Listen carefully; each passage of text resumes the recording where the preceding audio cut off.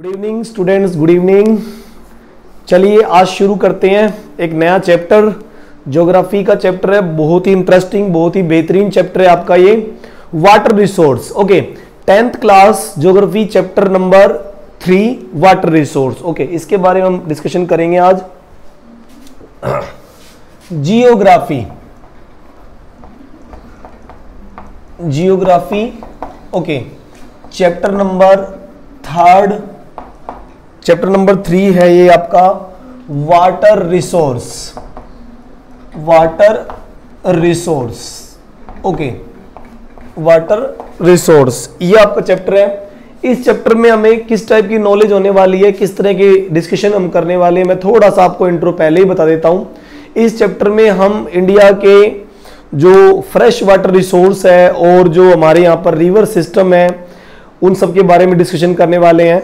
ठीक है, साथ ही साथ हमारे इंडिया में पानी की प्रॉब्लम क्यों है, पूरे वर्ल्ड में ही है वैसे तो, लेकिन इंडिया में भी पानी की प्रॉब्लम है, तो क्या रीजन है कि पानी का हमारे इंडिया में प्रॉब्लम है, स्कार्सिटी है, फ्रेश वाटर की दिक्कत ज्यादा है। आपको पता है पीने का पानी कम है।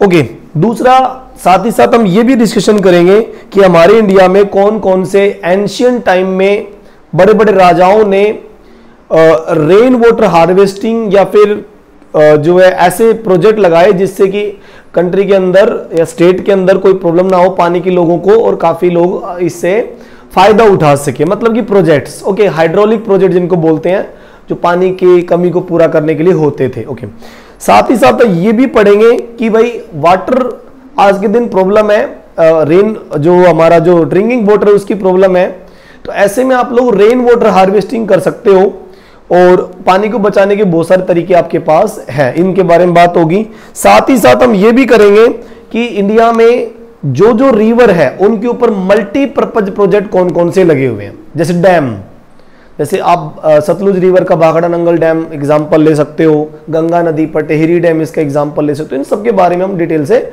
डिस्कशन करते हुए चलेंगे। बहुत ही अच्छा चैप्टर है, बहुत ही नॉलेजफुल है, मजे आएंगे पढ़ने में और पढ़ने में और पढ़ने में। ठीक है, चलो शुरू करते हैं। ओके, तो देखिए अब सीधी सी बात है, काफी साल से हम पढ़ते आ रहे हैं कुछ डाटा, उन्हीं के बारे में पहले डिस्कशन होगा और फिर आगे बढ़ जाएंगे। ओके, तो देखिए भाई, सबसे पहले वाटर रिसोर्स में इंट्रोडक्शन पॉइंट कि पूरी अर्थ पे 71% वाटर है, सबको पता है 71% वाटर। ठीक है, ऑन अर्थ पे 71% वाटर है, इसीलिए अर्थ हमारा जो है वो पूरी दुनिया में ब्लू प्लेनेट कहलाता है। इसमें कोई भी संदेह नहीं है, इसमें कोई भी हमें 1% भी थोड़ा सा भी डाउट नहीं है कि अर्थ एक ब्लू प्लेनेट है या नहीं है, ये हम अच्छे से जानते हैं। ओके, ये देखिए। ओके, अगली बात जो है हमारे यहां पर एक और बड़ी बात कि वाटर रिसोर्स जो है, वाटर एक रिन्यूएबल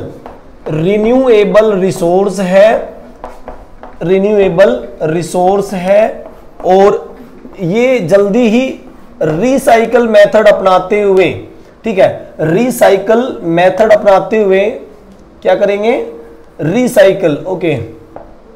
रिसाइकल मेथड अपनाते हुए जल्दी से ये रिन्यू हो जाता है, जल्दी रिन्यू हो जाता है।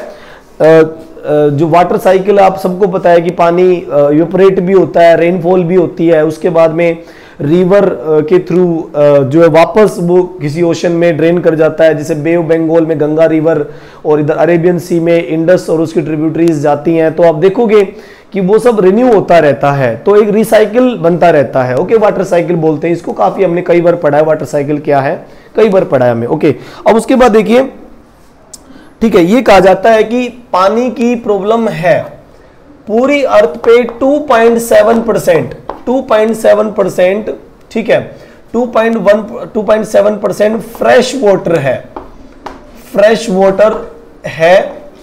2.7, बाकी सोल्टी वाटर है, और उसमें से 1% जो है हम लोग 1% वाटर जो है वो यूज कर पा रहे हैं, यूजेबल है, जो कि हम यूज कर रहे हैं, यूजेबल है।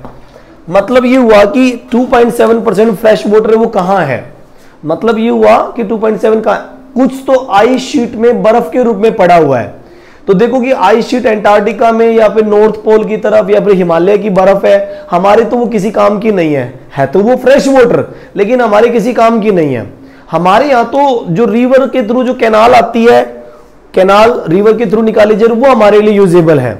या फिर ग्राउंड वाटर, पानी हम बोरवेल करके या वेल वगैरह बनाकर कुएं से पानी ले लेते हैं, वही हमारे लिए फायदेमंद है। ठीक है, तो वो कितना है हमारे पास, सिर्फ 1% है।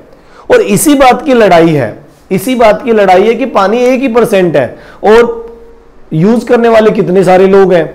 तो दिक्कत यही है। सोल्टी वाटर 71%, सोल्टी वाटर जो है जिसको 97% बोलते हैं, पूरी अर्थ में जो 71% वाटर है उसमें से 97% जो है वो सोल्टी वाटर है। एक्चुअल में देखा जाए तो इसका अगर 100%, 71% को अगर 100% माने तो इस 100% का 97.2% तो है 97.2%। ओके, ये क्या है, सोल्टी वाटर है, ओशियन वाटर, ओशियन वाटर है। ओके, और ओशियन वाटर है और इसमें से 2.7% फ्रेश वाटर है, फ्रेश वाटर है अर्थ पे, और बाकी आपको बताइए एटमॉस्फेयर में है। बाकी जो 1-2% बच गया, 1-2% बच गया, वो जो 0.1% जो बच गया वो एटमॉस्फेयर में होता है, वाटर वेपर के रूप में होता है। तो मोस्टली जो हमारे लिए यूजेबल है वो यही है, वो यही है। बाकी 97% ओशन वाटर है, वो साल्टी है, वो हमारे यूज के काम है नहीं। मतलब उस 70 का अगर 100% अप्रोक्सीमेट करें तो ये हमारे पास डाटा है। ओके, सोल्टी वाटर है ये, ठीक है, जो कि नॉट, ठीक है, नॉट यूजेबल, नॉट यूजेबल, वो यूज के काबिल नहीं है क्योंकि वो खारा पानी है। एग्रीकल्चर में यूज नहीं कर सकते आप, नेविगेशन में यूज होता है, ऐसा नहीं कि पानी आप यूज ही नहीं कर सकते, कर सकते हो, जहाज वगैरह चला सकते हो, नेविगेशन कर सकते हो, उसके लिए सही है, लेकिन बाकी कोई मतलब नहीं है। ओके, अब उसके बाद देखिए ओशन सरफेस पे, ठीक है, 96%, सॉरी 96.5% है अप्रोक्सीमेट, 96.5% है, और बाकी 2.5% फ्रेश वाटर है, और इस फ्रेश वाटर का 70% आइस शीट में है, आइस शीट में पानी है। ओके, और 30% जो है 30% ग्राउंड वाटर है, ग्राउंड वाटर है, ठीक है, ग्राउंड वाटर है या फिर जो है दूसरे लेवल पे हमें मिल रहा है। मतलब इस फ्रेश वाटर का जो है वो 70% यहां है, मतलब कि 70% माने तो 1.7% यहां हो गया और जो है 1% यहां हो गया। ये देखो इस तरह से टोटल मिलाकर ये 2.7% हो जाता है। इस बात को दोबारा समझाता हूं, इस बात को मैं दोबारा समझाता हूं, देखो ध्यान से।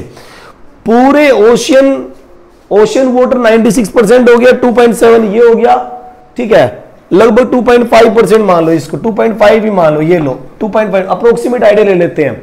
96% ये हो गया, 2.5 ये हो गया, 99 हो गया, बाकी मिलाकर सारा 1% जो है वो वाटर वेपर है। ओके, अगर इस 96% का ले तो वो ओशन वाटर है, साल्टी वाटर यूज नहीं हो रहा। अगर 2.5 को माने तो 2.5 में 1.5 तो आइस शीट में पड़ा हुआ है, 1.5 तो किसमें, आइस शीट में पड़ा हुआ है, और 1% क्या है, ग्राउंड वाटर है ना। रफ डाटा है हमारे पास में, वैसे मैंने एग्जैक्ट डाटा आपको 1.7 बता दिया था कि 1.7% जो है फ्रेश वाटर आइस शीट में, और 1% कहां पर है, वहां पर है, ठीक है, ग्राउंड वाटर में है।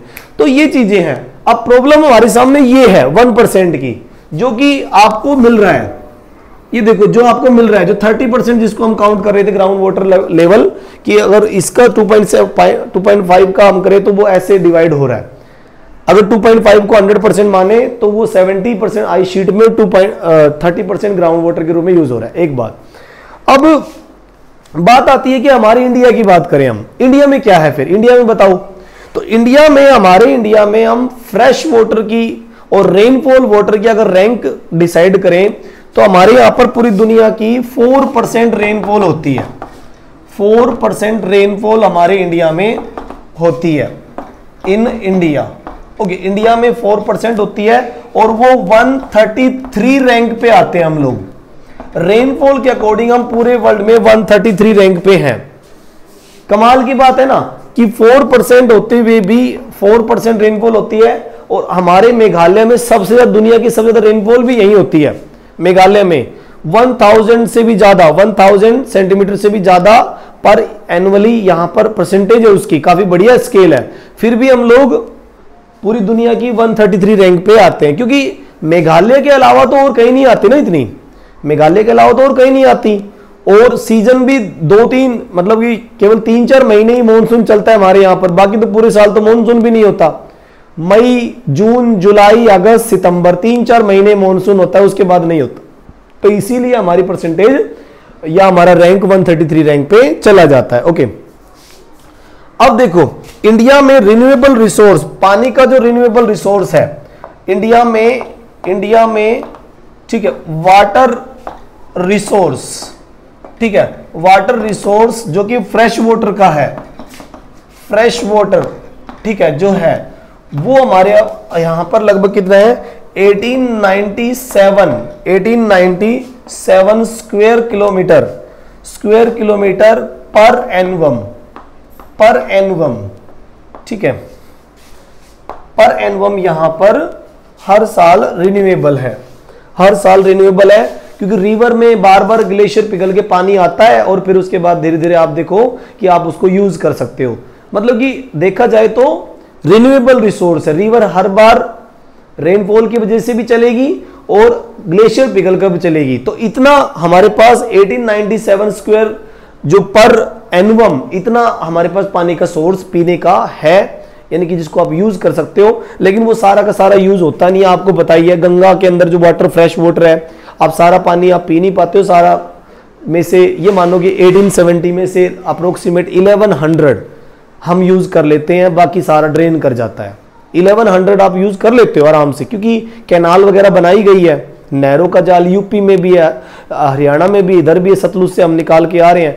फिर भी इसमें से कम 700 अप्रोक्सीमेट 700-600 के जो किलोमीटर स्क्वायर किलोमीटर का जो पानी है वो सारा ड्रेन कर जाता है, बे ऑफ बंगाल में चला जाता है। और भी बहुत सारे रिवर का वाटर अरेबियन सी या बे ऑफ बंगाल की तरफ निकल जाता है। सारा पानी हम यूज नहीं कर सकते। ओके, तो ये था थोड़ा सा डाटा हमारा, ठीक है। उसके बाद आगे बढ़ते हैं, पानी का यूज, ठीक है, इंडिया और अदर सभी में यूज ऑफ वाटर, ये देखो पानी का क्या यूज है, पानी का यूज क्या है। तो यूज नंबर 1 आप सब जानते हो कि डोमेस्टिक में हमारा यूज होता है, डोमेस्टिक कंजप्शन, डोमेस्टिक कंजप्शन में पानी यूज होता है लगभग 8% वाटर, 8% हमारा डोमेस्टिक कंजप्शन है। और industrial consumption number 2, industrial consumption जो है, कंजप्शन, ओके, वो कितना है अप्रोक्सीमेट 22% वाटर, फ्रेश वाटर की बात कर रहा हूं मैं केवल, ये सिर्फ फ्रेश वाटर की बात हो रही है। ओशन वाटर तो कहीं यूज नहीं होता, ओशन वाटर ना तो डोमेस्टिक में यूज होता है ना ही इंडस्ट्रीज में यूज करते, नहीं कर सकते हम तो केवल fresh water, river, lake, pound, जो पॉन्ड वगैरह होता है उनका वाटर की बात कर रहे हैं हम। ओके, तीसरा जो लेवल आता है यूज ऑफ वाटर में, वो तीसरा लेवल जो है, ओके, वो तीसरा लेवल जो है वो है आपका जहां यूज करते हैं वो है एग्रीकल्चर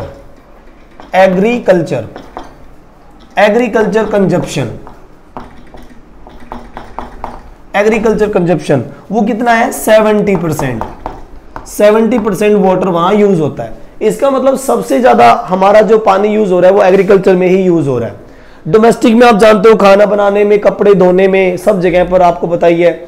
डोमेस्टिक का मतलब है घर के अंदर भाई जो बाथिंग के लिए भी पानी चाहिए, और जो है जैसे हम ये कहेंगे भी बाथ के अलावा पानी नहाने के लिए भी, कपड़े धोने के लिए भी, हर जगह पर पानी की जरूरत पड़ती है। खाना बनाने में पानी की जरूरत पड़ती है।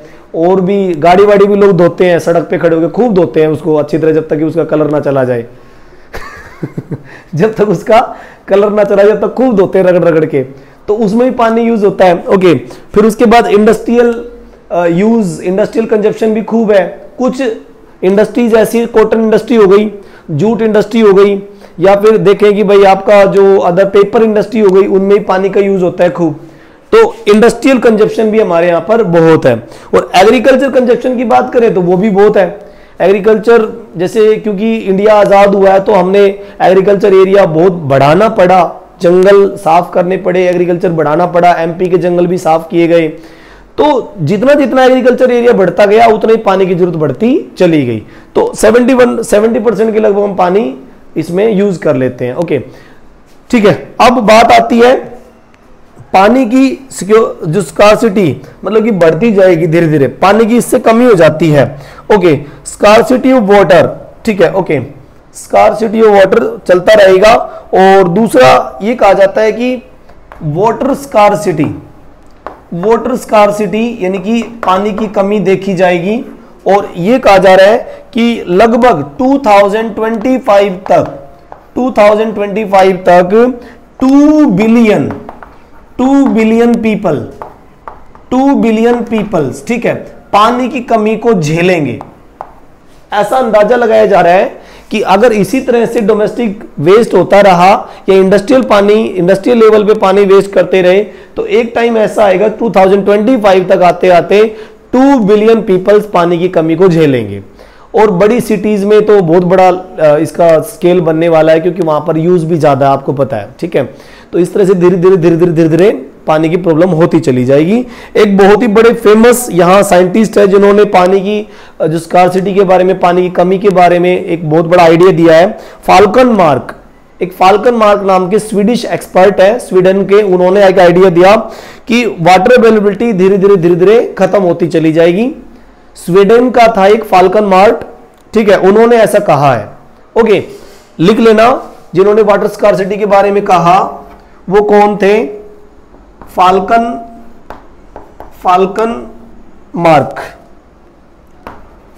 मार्क। ओके, इन्होंने जो कि स्वीडन के थे, स्वीडन के रहने वाले थे, उन्होंने ये आइडिया दिया कि एक टाइम ऐसा आएगा जब बहुत सारे लोग प्यास से मर जाएंगे और बहुत बड़ी बात, पानी की कमी बहुत भयंकर लेवल पे होने वाली है, ठीक है। उसने ये आइडिया दिया था हमें 2025 के आसपास वाटर स्कार्सिटी को 2 बिलियन से भी ज्यादा लोग झेलेंगे, ठीक है। और उसमें एशिया के नेशन भी है, अफ्रीका भी है, अमेरिका भी है, यूरोप भी है, सारे ही उसमें आएंगे जिन के यहाँ पर पानी की कमी देखने को मिलेगी। ओके, अब बात आती है कि क्यों होती है पानी की कमी, क्या रीजन है पानी की कमी का, क्या कारण है, क्यों होता है पानी का इतना ज्यादा प्रॉब्लम। ओके, तो इसके रीजन हम जानने की कोशिश करेंगे। ओके, कि क्यों होती है पानी की कमी, इंडिया में क्यों कमी है, पूरे वर्ल्ड में होगी, हो सकता है हमारे जैसे सेम रीजन वहां पर हो सकता है हमारा जो यहाँ रीजन है उनके यहाँ पर भी यही रीजन हो, तो हम मैच कर लेंगे। एक बार मैं बोर्ड को रफ करता हूं, मेरे ख्याल से टॉपिक समझ में आ गया होगा आपको, अगर नहीं आया तो मैं एक बार फिर रिपीट कर देता हूं 2 मिनट में। देखो, मैंने सिर्फ ये बताया कि अर्थ पे 71% वाटर है, 2.7% फ्रेश वाटर है, 1% यूजेबल है। अगर एक रफ डाटा अंदाजा लगाएं, एक रफ डाटा के अकॉर्डिंग, तो 71% जो वाटर है उसको 96 और प्लस 2.5 में डिवाइड करके हम देख सकते हैं। 96.5 ओशन वाटर है और फ्रेश वाटर अप्रोक्सीमेट 2.5 है। ओके, अगर हम देखें तो 2.5 का 70% आई शीट पे पड़ा हुआ है जो हमारे किसी काम का नहीं है, अगर लाके उसको यूज भी करना चाहोगे तो बहुत महंगा पड़ेगा। फिर 30% हमारे पास ग्राउंड वाटर, पाउंड वाटर या लेक वाटर है जो कि यूजेबल है, 1% के लगभग यूजेबल है।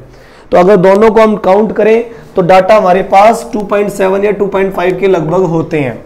तो प्रॉब्लम पानी की हो सकती है। 1% पे लड़ाई है पूरी, 1% पे लड़ाई है जो कि हमारे आसपास दिख रहा है हमें, या तो रिवर में दिख रहा है या उसमें, ठीक है। ओके, बात आती है इंडिया में रेनफॉल की, तो रेनफॉल 4% हमारे यहां पर होती है। रैंक हमारे पास रेनफॉल की 133 रैंक है। ओके, उसके बाद इंडिया की वाटर रिसोर्स, फ्रेश वाटर हमारे पास काफी है लेकिन पूरे यूज नहीं हो पा रहे। आपके पास रिन्यूएबल फ्रेश वाटर रिसोर्स है 1897 पर स्क्वायर किलोमीटर पर एनवम, इतना हमारे पास पानी है। कुछ पानी वेस्ट चला जाता है जो कि हम यूज नहीं कर सकते, हमारे पास अच्छे साधन नहीं है, कैपेसिटी नहीं है, हम लोग नहीं कर पा रहे हैं। कैनाल वगैरह बना लेते हैं लेकिन उसके लिए भी हमारे पास स्पेस नहीं है, कैपेसिटी नहीं है। ओके, पानी का यूज 3 टाइप में होता है। डोमेस्टिक लेवल पे 8% वाटर यूज करते हैं, इंडस्ट्रियल लेवल पे 22% और एग्रीकल्चर में सबसे ज्यादा पानी यूज होता है। एक स्वीडन के बहुत बड़े विद्वान, उन्होंने ये कहा कि पूरा विश्व, पूरा वर्ल्ड, ठीक है, 2025 तक आते आते 2 बिलियन पीपल पानी की कमी को झेलेगा। एक ऐसा आइडिया उन्होंने दिया है। ओके, एक रफ आइडिया। ओके, अब आगे बढ़ते हैं हम लोग, और अब आगे हम लोग पढ़ेंगे कि क्यों होती है पानी की कमी। ओके बेटा, एक बार रफ कर देता हूं, फिर आगे बढ़ते हैं। तो देखिए, बात यह है कि क्यों होती है वाटर स्कार्सिटी। वाटर स्कार्सिटी, पानी की कमी, ठीक है। रीजंस,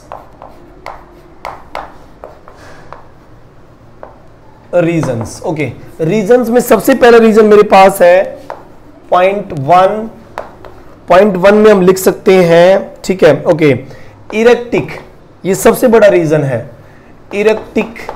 इरेक्टिक एंड अनइवन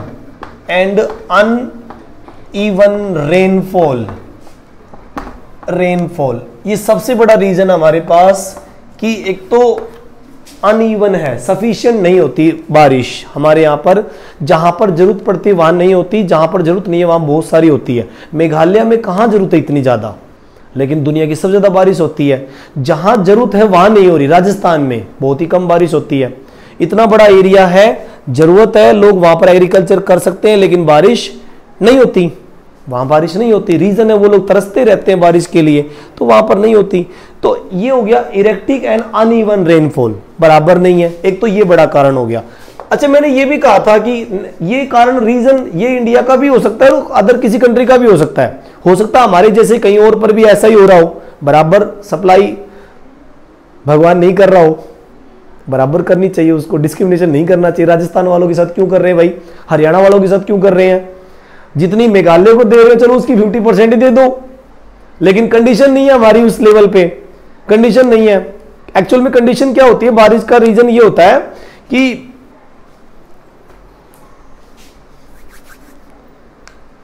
ये बारिश का आना है ना, एक जैसे कोई नहीं होता, कहीं पे न्योता मिला है हमें जीवने का, जैसे हमें कहीं पर न्योता मिला है और वहां पे लोग बिठा के ऐसे जिमा रहे हैं, ठीक है, और फिर वहां पे कोई आता है बर्फी लेके, एक बड़े कटोरे में बर्फी वगैरह लेके आ रहा है, और भाई वो ऐसे भर भर के ऐसे डाल रहा है, ये लो भाई, ये लो बर्फी लो, तुम भी लो और ये भी लो, ऐसे लाइन में बैठे हुए हैं।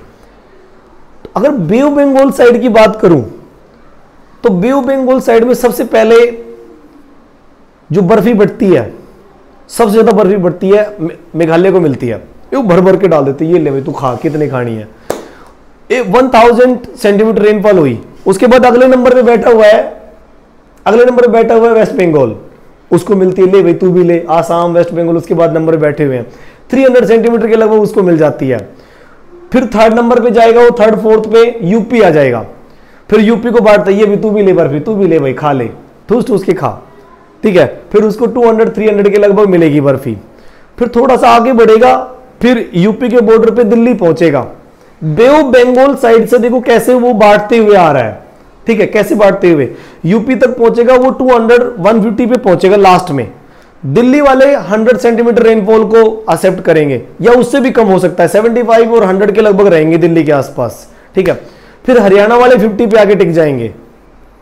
हरियाणा वालों को बांटते बांटते वो कटोरा जो खाली हो गया वो जो बर्फी का कटोरा मेघालय से चला आ रहा था वो आते आते खाली हो गया।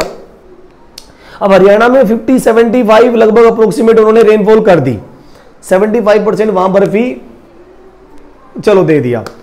राजस्थान के जयपुर तक 50 सेंटीमीटर बारिश होती है, लेकिन जैसे ही हम लोग वाघा बॉर्डर बढ़ते हैं, पाकिस्तान बॉर्डर पे, वहां तक आते आते भोरे बसते हैं, बर्फी के थोड़े थोड़े भोरे बसते हैं तो राजस्थान वालों को फिर भोरे नसीब होते हैं, 10 सेंटीमीटर रेनफॉल ओनली। एक अप्रोक्सीमेट आइडिया के अकॉर्डिंग कहा जाता है कि मेघालय एक दिन में जितनी बारिश ले लेता है, राजस्थान में 10 साल में भी नहीं होती।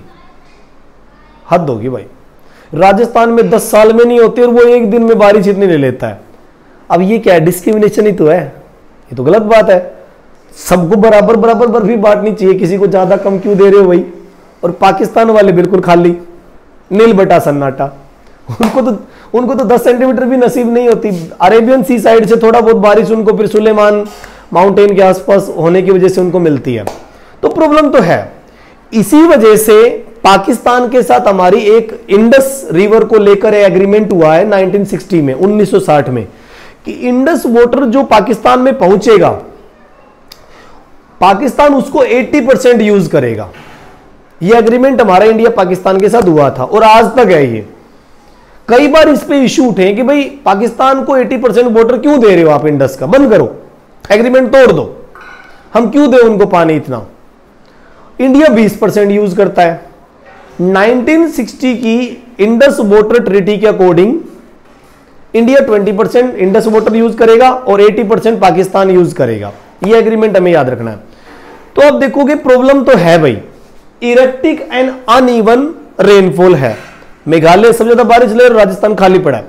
ओके, एक और देखो, अब एक और देखो, एक और, चलो दूसरी लाइन में बैठ गए भाई, चलो एक और लाइन बिठा रखी है, फिर वही फूड का सिस्टम शुरू हो गया और वो फिर बांटते हुए आएगा। अरेबियन सी साइड से बारिश की शुरुआत फिर देखो, केरला सबसे पहले नंबर में लगा हुआ है। केरला सबसे पहले, केरल सबसे ज्यादा बर्फी उसी को मिलेगी, ले भाई तू खा। उसके बाद केरला के बाद आगे बढ़ते हैं थोड़ा सा कर्नाटका, इसको फिर बर्फी ज्यादा मिलती है। फिर कर्नाटका के बाद थोड़ा ऊपर जाओगे गोवा, महाराष्ट्र, उसको बर्फी मिलेगी। गुजरात में भी होती है, गुजरात में भी बारिश लगभग ये मानो कि 100 सेंटीमीटर या 75 के लगभग होती है। कच्छ एरिया, जो कच्छ एरिया गुजरात का पड़ता है, वहां तो नहीं होती इतनी ज्यादा, लेकिन थोड़ा सा आगे बढ़ते हुए होती है। अब जैसे ही वो अरेबियन सी के वाटर वेपर आगे बढ़ते हैं, राजस्थान में बारिश करने को तैयार होते हैं, राजस्थान में बारिश करने को तैयार होता है, राजस्थान उनसे हाय हेलो ही नहीं करता। अब वो मुंह बंद करके बैठा रहेगा, बर्फी मांगेगा ही नहीं, तो कौन देगा उसको। अरेबियन सी वाले तो ऐसे मूर्ख तो है नहीं कि लो भी इसको दे दो, जबरदस्ती दे दो, ऐसा नहीं है। एक्चुअल में प्रॉब्लम क्या है कि अरेबियन सी साइड से जब बारिश के वाटर वेपर आते हैं तो अरावली हिल जो है ना वो पैरेलल रह जाती है, पैरेलल। जिधर से विंड्स आ रही हैं, वाटर वेपर आ रहे हैं, उनके अगर वो पैरेलल रह जाएंगे तो उनके बराबर निकल जाएंगे और रेनफॉल नहीं होगी। एक्चुअल में वो हिल्स इस साइड ऐसे है, पैरेलल है। अगर वो अपोजिट होती फिर रोक लेती, फिर वो वाटर वेपर को रोक लेती, फिर खाली रह गया। राजस्थान को फिर थोड़े बहुत बोरे नजर आते हैं, बस वो और कुछ नहीं मिलता। अब इशू ये हुआ कि फिर ये अरेबियन सी वाली बारिश होती कहां है, फिर ये बताओ कि होती कहां है। भाई जो अड़के खड़ा है वो हिमालय है, और हिमालय उसको रोक लेगा, हिमालय जाने नहीं देगा, उसकी हाइट बहुत ज्यादा है। तो फिर ये हिमाचल के नजदीक जो एरिया पड़ता है, पंजाब का एरिया, हिमाचल का एरिया, यूपी का एरिया, वहां होती है जम के बारिश। हरियाणा में भी होती है, वहां होती जम के बारिश। तो प्रॉब्लम आ जाती है इस वजह से। लेकिन हरियाणा, पंजाब, यूपी तक आते आते अरेबियन सी के वाटर वेपर लगभग बहुत कम हो चुके होते हैं, क्योंकि उन्होंने शुरुआत केरला से की थी। केरला हो गया और जो है कर्नाटका हो गया, गोवा हो गया, शुरुआत वहां से की थी। गुजरात तक आते आते वाटर वेपर कम हो गए थे, 100 या 75 अप्रोक्सीमेट इतने रह गए थे। और जब वो आगे बढ़ेंगे राजस्थान साइड में, तो डेफिनेटली राजस्थान में तो बहुत ज्यादा हीट है, बहुत ज्यादा हीट है, तो डेफिनेटली वहां पर इतना ज्यादा सिस्टम नहीं बन पाएगा, कंडेंस भी नहीं हो पाते वो। तो राजस्थान की हीट की वजह से वो कंडेंस नहीं हो पाते, और डेफिनेटली जहां पर कंडेंसेशन नहीं होता तो वहां पर रेनफॉल भी नहीं होती, सीधी सी बात है। जो एरिया कंडेंसेशन में हेल्प करेगा, टेम्परेचर डाउन रखेगा, वेजिटेशन वाला एरिया है, टेम्परेचर डाउन है, डेफिनेटली वहां पर कंडेंसेशन होगा, वाटर वेपर कंडेंस होंगे, रेन ड्रॉपलेट बनेगी, रेन ड्रॉपलेट बनेगी तो वो रेनफॉल के रूप में आएगी भी, प्रेसिपिटेशन होगा। बहुत सारे रीजन है। Erratic and uneven what rainfall, ये प्रॉब्लम है हमारी। मैंने दोनों साइड से आपको बता दिया। और एक और बड़ी बात और बता देता हूं, इंडिया की एक सबसे बड़ी प्रॉब्लम ये भी है कि हमारे यहां पर 80% मॉनसून गर्मियों का ही मॉनसून होता है, सर्दियों में बारिश वैसे नहीं आती। सर्दियों में नवंबर के बाद में मार्च तक आप देखोगे बारिश होती है, थोड़ी बहुत होती है, 10-20% होती है, और 10-20% बारिश से हमारे यहां पर कोई फर्क नहीं पड़ता। हाँ, फसल कई बार खराब जरूर कर देते हैं ये।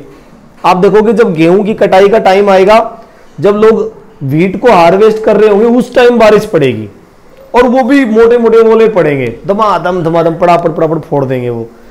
और वो जो बची कुची फसल हमने तैयार कर ली उसको और बर्बाद कर देते हैं।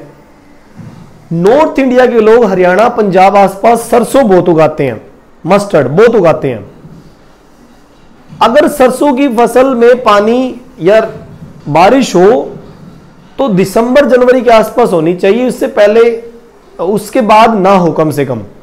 अगर फरवरी के लगभग अगर बारिश होती है और ओले पड़ते हैं तो सरसों की फसल में डेफिनेटली नुकसान होता ही होता है। क्यों? क्योंकि सरसों की फसल बड़ी हो चुकी होती है, बड़े बड़े उसके प्लांट हो चुके होते हैं और उनमें सीड्स वगैरह आने लगते हैं। ऐसे में अगर हेलस्टॉर्म होगा, बारिश होगी बहुत तेज या फिर ओले पड़ेंगे तो डेफिनेटली वो तो बिखर जाएगा, नीचे सब कुछ खराब हो जाएगी फसल। तो बहुत सारी समस्याएं हैं। पानी की कमी का ये सबसे बड़ा रीजन हमारे पास है कि रेनफॉल का कंडीशन सही नहीं है। अगर सही होता तो राजस्थान के अंदर पानी की कमी ना होती और ना पानी खारा होता। खारा भी है यहाँ पे पानी, क्योंकि जैसे जैसे वाटर टेबल डाउन जाती है ना उसमें रॉक मटेरियल ऐड होते जाते हैं। अगर ज्यादा पानी है और रॉक मटेरियल ऐड हो रहा है तो वो खारा नहीं होगा। कम पानी है और फिर रॉक मटेरियल ऐड हो रहा है तो खारा हो जाएगा। पानी कम है, रॉक मटेरियल ऐड हो रहा है, लाइमस्टोन भी मटेरियल ऐड हो रहा है या दूसरे स्टोन भी होते हैं वो भी ऐड होते हैं, उनका टेस्ट उसके अंदर ऐड हो जाता है तो डेफिनेटली खारा हो जाएगा। राजस्थान में पानी खारा होने का रीजन यही है कि एक तो वहां वाटर टेबल डाउन चली गई है और ऊपर से वो रॉक मटेरियल उसमें मिक्स हो रहे हैं तो खारा होगा इस वजह से। ओके, कड़वा भी होगा, खारा भी होगा। ओके, अब देखिए आगे बात करते हैं next point, erratic and water supply. Water के बाद में दूसरा पॉइंट बनता है हमारे यहां पर अर्बनाइजेशन। Urbanisation, urbanisation process. ये देखो ये क्या हो रहा है, ज्यादा हो रहा है, ये बहुत ज्यादा हो रहा है। छोटे छोटे विलेज बड़े विलेज में कन्वर्ट होते हैं, बड़े विलेज फिर सिटी बन जाती है और सिटी फिर बड़े मेट्रोपॉलिटन सिटी, मेगा सिटी में कन्वर्ट हो जाती है। आई रिपीट माई पॉइंट, छोटे छोटे विलेज बड़े विलेज में काउंट होते हैं, बड़े विलेज बाद में टाउन बन जाते हैं, टाउन फिर सिटी का रूप ले लेती है, एक छोटी सी सिटी फिर मेट्रोपॉलिटन सिटी, मेगा सिटी, इस तरह में कन्वर्ट हो जाती है। तो धीरे धीरे क्या होता है, प्रोसेस चेंज होता है और इंडस्ट्रियल यूज बढ़ने लगता है। डोमेस्टिक वाटर का यूज के साथ साथ इंडस्ट्रियल यूज भी वहां सिटी एरिया में आपको देखने को मिलेगा। और अगर आप डोमेस्टिक और इंडस्ट्रियल यूज को बढ़ा देते हो तो डेफिनेटली पानी की कमी आएगी आएगी, कोई रोक नहीं पाएगा इस चीज को। तो जरूरी है कि अर्बनाइजेशन में हो रहे वेस्ट वाटर को रोका जाए। जैसे मैं ये कहता हूं कि भाई पानी के नल खुले पड़े हैं, नालियों में पानी बह रहा है पूरा, या फिर जो पानी की जो टैप होती है वो लीकेज हो गई है, उसमें फिर गंदा पानी सीवेज का ऐड हो रहा है, ये गलत है, ये बहुत गलत है। कई बार देखते हो कि पाइपलाइन टूट जाती है, लोग रिपेयर तक नहीं करते और उसमें जो गंदा पानी मिक्स हो जाता है और वही वाटर हम पीते हैं तो बीमारियां ही पैदा होती है। 90% बीमारियां पानी की वजह से होती है, 90% से भी ज्यादा बीमारियां पानी की वजह से होती है। ठीक है, तो अर्बनाइजेशन प्रोसेस ज्यादा हो रहा है, इस वजह से भी पानी की कमी होती जा रही है। एक और पॉइंट देखो इसमें, ठीक है, number 3 industrialisation. Industrialisation, industrialisation, different type की इंडस्ट्रीज, डिफरेंट टाइप, ठीक है, इंडस्ट्रीज शुरू हो चुकी हैं और उन इंडस्ट्रीज की वजह से काफी पानी वेस्ट हो रहा है और उनका जो वेस्ट मटेरियल है वो भी पानी को गंदा करता है। आप जानते हो इंडस्ट्रीज के अंदर जो एफिलेंट निकलते हैं, जैसे मान लीजिए कहीं पर रिफाइनरी लगी हुई है, पेट्रोलियम ऑयल की रिफाइनरी लगी हुई है, वो वेस्ट वाटर को सीधा ही रिवर में डाल देंगे, एक्वाटिक लाइफ पूरी खत्म कर देंगे। ओके, दूसरा कहीं पर मान लीजिए मैं ये कहूँ कि आयरन और वगैरह स्टील मैन्युफैक्चरिंग हो रहा है, कहीं पर बनाया जा रहा है उसको, ठीक है, तो वहां पर क्या करेंगे, ये आयरन की जो हॉट शीट होती है उनको ठंडा करने के लिए डायरेक्ट रिवर वाटर का यूज कर लेंगे और रिवर वाटर को हॉट वाटर में कन्वर्ट कर देंगे। अब फिर एक्वाटिक लाइफ खत्म हो जाएगी। बहुत सारी हमारे इंडिया में फैक्ट्रीज हैं जो कि रिवर बैंक के नियर वो लगाते हैं और फिर रिवर वाटर का यूज करते हैं। जब टिस्को की बात कर लेता हूं मैं, खारकोई और सुबर्ण रेखा के नजदीक लगाई हुई है। 1907 में टिस्को जो लगी थी वो खारकोई और सुबर्ण रेखा रिवर यानी कि झारखंड में लगी हुई है, उस रिवर का वाटर यूज करते हैं। अगर बिना ट्रीटमेंट आप पानी को रिवर में डाल रहे हो, हॉट वाटर डाल रहे हो, चाहे वो पोल्यूटेड वाटर डाल रहे हो, तो डेफिनेटली आप पानी को पोल्यूटेड कर रहे हो। इंडस्ट्रियल वेस्ट नुकसान करेगा। कुछ और एग्जांपल लो, जैसे मैं ये कहता हूं होटल इंडस्ट्री, आप देखोगे सॉलिड वेस्ट निकलता है सारा, कचरा होटल का कितनी बुरी हालात में होता है। पॉलिथीन होती है, बचे हुए जो प्लेट्स का जो कचरा होता है, मैरिज फंक्शन के बाद देख लो कितना कचरा निकलता है। मैरिज फंक्शन के बाद कितना जो सॉलिड कचरा जो वेस्टेज वो डाल देते हैं लोग इधर उधर, ठीक है। और वो पानी के अंदर अगर कहीं पर मान लो ढेर भी कर दिया गया है, म्युनिसिपैलिटी उसको उठा के ले जाती है और फिर किसी ऐसी जगह पर डाल देती है और वहां पर वो सड़ता है। रेनफॉल होती है, बारिश होती है और फिर वही सड़ा हुआ मटेरियल पानी के अंदर मिक्स होकर किसी नाले के थ्रू होता हुआ किसी नदी में मिल रहा है। क्या हो रहा है? ये वाटर वेस्टेज हो रही है। और डेफिनेटली मैं ये कह सकता हूं कि अगर किसी एरिया में आपने डाल दिया और फिर उसके बाद रेनफॉल हुई और उसके अंदर से रेनफॉल होने के बाद वो घुल गया सारा मटेरियल, तो वही घुला हुआ मटेरियल अर्थ के अंदर भी जाएगा, ग्राउंड वाटर में भी मिक्स होगा, डेफिनेटली मिक्स होता है। फर्टिलाइजर का एग्जांपल ले लो, पेस्टिसाइड का एग्जांपल ले लो। एग्रीकल्चर में फर्टिलाइजर यूज होते हैं, पेस्टिसाइड भी यूज होते हैं। आप खेतों में स्प्रे करके पेस्टिसाइड यूज कर रहे हो, इंडस्ट्रीज के जो फर्टिलाइजर आप यूज कर लेते हो, तो क्या होता है जब भी बारिश होती है ना, तो ये पेस्टिसाइड और फर्टिलाइजर जमीन के अंदर जाते हैं, ग्राउंड वाटर में मिक्स होते हैं। और अगर आप फर्टिलाइजर और पेस्टिसाइड का पानी आप ग्राउंड वाटर के रूप में आप यूज कर रहे हो, डेफिनेटली कैंसर का रीजन है, 100% कैंसर होगी, क्योंकि पेस्टिसाइड एक तरह से जहर ही तो है, फर्टिलाइजर भी एक तरह से जहर जैसे ही है, आपकी बॉडी उसको कंजप्ट नहीं कर सकती। तो इंडस्ट्रियलाइजेशन की वजह से बहुत सारा वेस्टेज हो रहा है। ओके, वेस्टेज भी हो रहा है और पॉल्यूशन भी हो रहा है, ठीक है। ओके, उसके बाद देखिए नंबर 4 की बात करें तो हम पॉल्यूशन की ही बात कर लेते हैं।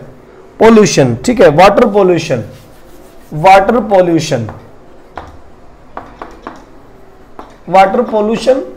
आप समझ गए होंगे। वाटर पोल्यूशन मैंने अभी बताया ही है कि कैसे कर देते हैं।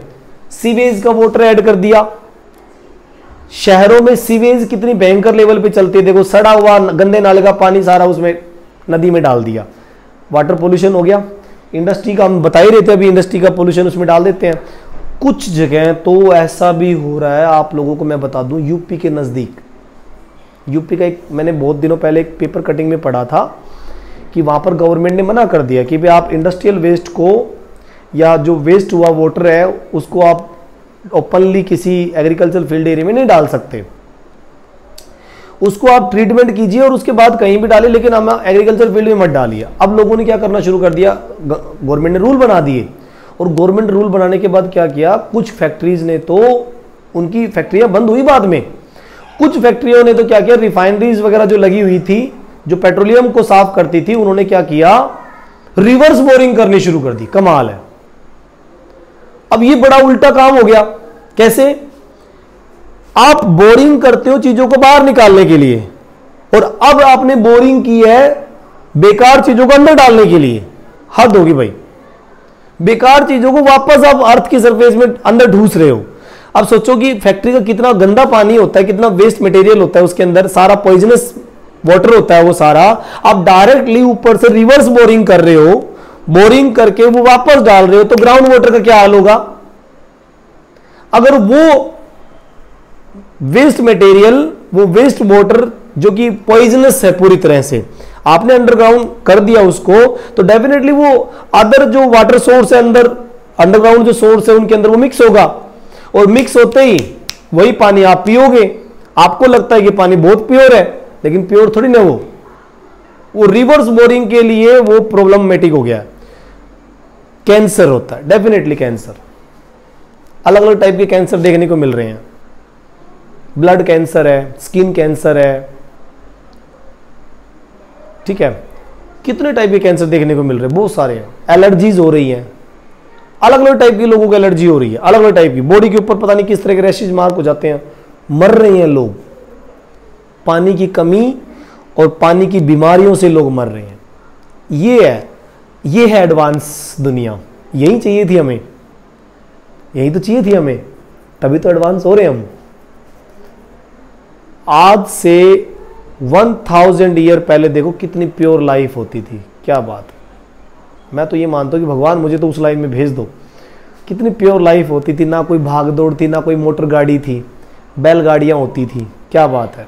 बैलगाड़ियाँ किसी के पास नहीं है तो पैदल ही चल पड़ते थे, पैदल चल पड़ते थे।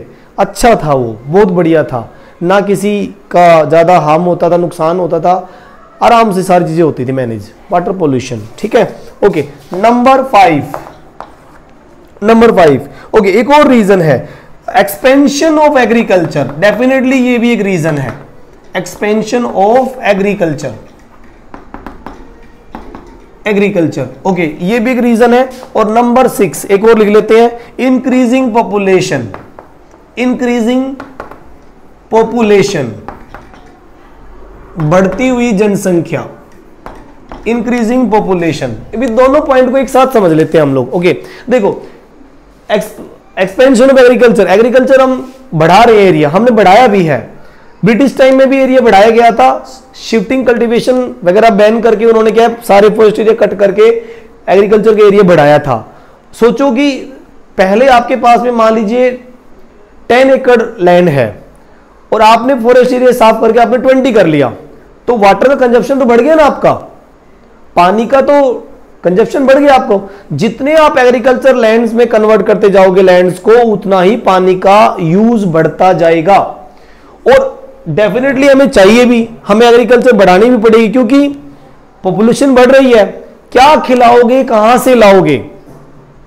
एग्रीकल्चर फील्ड तो हमें तैयार करने पड़ेंगे।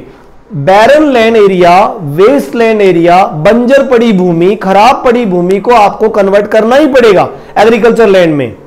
और अगर आपको एग्रीकल्चर लैंड में कन्वर्ट करना पड़ रहा है तो पानी की भी जरूरत पड़ रही है, समझे। और ऊपर से एडवांसमेंट आ गई है। पहले लोग कुएं से पानी निकालने के लिए रहट का यूज करते थे। रहट क्या होती थी? एक बड़ा सा जो यूटेंसिल बर्तन वगैरह बना लेते थे, रबड़ से बनाकर, और फिर उसको कुएं के अंदर डालते थे, फिर डोंकी से खिंचवाते थे या फिर बैल बुलोक से खिंचवाते थे उसको कुएं के ऊपर, और फिर उसको फिर खींच को लेके जाता और फिर बाद में पानी वो डलता था, तब जाके एग्रीकल्चर होती थी। पूरे दिन में कितना पानी निकाल पाओगे? वाटर को रिचार्ज होने का टाइम मिल जाता था, ग्राउंड वाटर को रिचार्ज होने का टाइम मिल जाता था। अभी क्या हो रहा है? इलेक्ट्रिक मोटर आ गई है सारी। इलेक्ट्रिक मोटर बटन दबाया और मोटर चालू और खींच के पानी बाहर फेंक रही है। सबमर्सिबल, आपने सुना होगा सबमर्सिबल मोटर जो कि खेतों में वगैरह में लगाई जाती है एग्रीकल्चर के लिए, पानी के लिए, वो लगाई जा रही है। अब क्या होता है कि वाटर को रिचार्ज होने का मौका ही नहीं मिल रहा। एक्स्ट्रा ओवर यूज आप कर रहे हो। एक तो एग्रीकल्चर एरिया बढ़ा दिया, ऊपर से ओवर यूज कर रहे हो। पानी की कमी होगी भाई, 100% होगी, कोई रोक नहीं पाएगा इस चीज को। और हो भी रहा है, लोग सेल भी करते हैं। बड़े बड़े शहरों में पानी की जब कमी होती है तो वाटर टैंकर पहुंचाए जाते हैं, और लोग क्या करते हैं, किसी के घर में बोरिंग लगी हुई है तो वाटर टैंकर भरने लग जाएगा पैसे कमाने के चक्कर में। एक एक दिन में 4-4, 5-5 टैंकर भर दिए जाते हैं, 10-10, 20-20 टैंकर भर देते हैं। सोचो कि जो पानी आपको अगले 6 मंथ में यूज करना था, आपने 2 दिन में उसको खाली कर दिया और रिचार्ज होने नहीं दे रहे, रोजाना भर रहे हो आप टैंकर। क्या होगा? कमाने का तरीका ये बना लिया आपने, बताओ। पानी को बेचकर आप कमाने का तरीका कर रहे हो, ये क्या है तरीका? फिर ये अब इससे तो पानी खत्म ही होगा, इससे तो डेफिनेटली। तमिलनाडु के एरिया में, मदुरई में बहुत देखने को मिला। गुजरात का कुछ एरिया ऐसा जहां पर सिर्फ वाटर टैंकर यूज किए जाते हैं, तो पानी कहां से आएगा? लोग अपनी बोरवेल से भरेंगे। गवर्नमेंट ने बैन किया हुआ इस चीज पे कि कोई भी फार्मर अपनी बोरवेल से इस तरीके से वाटर टैंकर एक्स्ट्रा लेवल पे भर के पैसे नहीं कमाएगा, क्योंकि वाटर टेबल उस एक की वजह से सारे लोगों की जाती है, वाटर टेबल डाउन जाएगी। अगर एक बोरवेल से ज्यादा पानी निकाल के आप सप्लाई कर रहे हो या फिर आप उसको सेल कर रहे हो, डेफिनेटली आसपास की बोरवेल का पानी डाउन चला जाएगा, ठीक है, क्योंकि वो उधर अट्रैक्ट होगा एक बोरवेल की तरफ। तो ये बढ़ती हुई जनसंख्या, uneven rainfall, urbanisation process, industrialisation, water pollution, expansion of agriculture, population का बढ़ना, ये सब बहुत बड़े बड़े रीजन है जो न केवल इंडिया में ही लागू होते हैं, दूसरे कंट्री में भी लागू होते हैं। ऐसे नहीं कि हमारे इंडिया में ही प्रॉब्लम है, सबकी यही प्रॉब्लम है, सबका यही दिक्कत है, कुछ पानी की प्रॉब्लम है तो इस वजह से ही है। ओके, तो क्या किया जाए? अब इसका ऑप्शन क्या है? ऑप्शन तो ढूंढो, वाटर कंजर्वेशन। इसका ऑप्शन है वाटर कंजर्वेशन। आप वाटर को सुरक्षित कीजिए, प्रोटेक्ट कीजिए। हाँ, ओके बेटा, ओके। तो वाटर कंजर्वेशन, ओके, तो इसका ऑप्शन हमारे पास है वाटर कंजर्वेशन। ओके, तो देखिए वाटर कंजर्वेशन क्या है, ठीक है। ओके, वाटर कंजर्वेशन,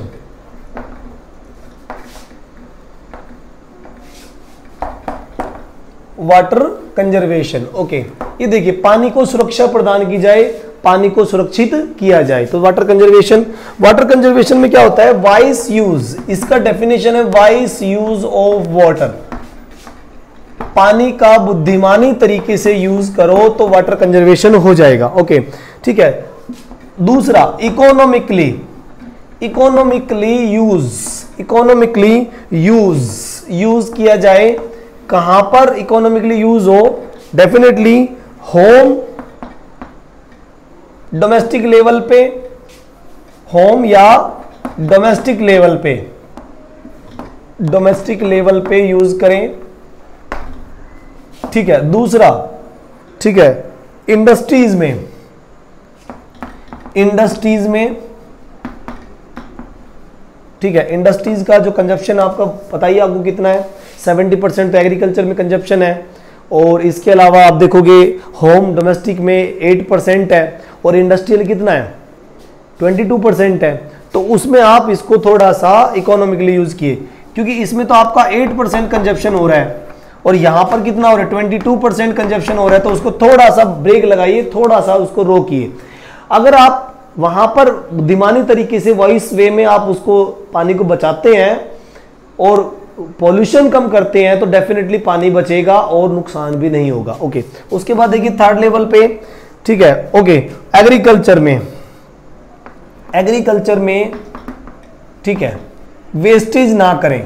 एग्रीकल्चर में जहां 70% वाटर का यूज हो रहा है वहां पर वेस्टेज ना करें, प्लस आपको वाटर कंजर्वेशन एंड मैनेजमेंट अपनाना चाहिए, ठीक है। Okay, water conservation plan, water conservation plan, ठीक है, and management, water management, water management, water management आपको करना चाहिए। अगर आप वाटर मैनेजमेंट कर लेते हो और कंजर्वेशन ठीक से कर लेते हो तो आप पानी की कितनी बड़ी समस्या हो आप उसको दूर कर सकते हो। ओके, तो ये आज के वीडियो में इतना ही हम करेंगे, और अब हम देखेंगे अगली बार कि इसको कैसे ठीक किया जा सकता है। एंशिएंट टाइम में भी क्या लोगों ने वाटर को कंजर्व करने के लिए कुछ प्लान बनाए थे, या अब फिलहाल इसको कैसे किया जा रहा है। मल्टीपर्पज प्रोजेक्ट के बारे में अगली बार डिस्कशन होगा, और मल्टीपर्पज प्रोजेक्ट के क्या नुकसान है, क्या फायदे हैं, ये भी हम देखेंगे, क्योंकि जरूरी तो नहीं कि डैम बनाने के बाद या जो है पानी की समस्या खत्म हो जाएगी या फिर दूसरी प्रॉब्लम नहीं होगी, इको बैलेंस भी डिस्टर्ब होता है, उन सब के बारे में डिस्कशन करेंगे। ओके, अगले वीडियो में बहुत अच्छे से। ओके बेटा, आज इतना ही।